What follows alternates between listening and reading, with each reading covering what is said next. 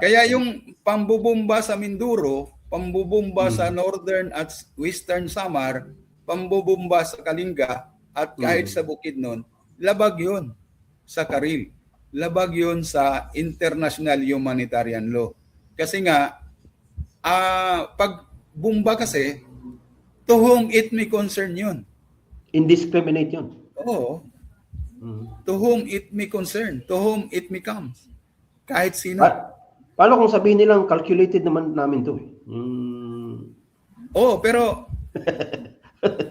community ang... Kung ang community talaga mismo binumba, yun, problema yun. Oo, di mo pwedeng hindi masabing walang community sa lugar na tatamaan ng mga bomba. Kaya nga, nag-evacuate yung mga tao, nagtatakbuhan yung mga tao. Kasi may community. Hindi naman pwedeng bubumbahin lang ng bubumbahin yung patamaan, yung walang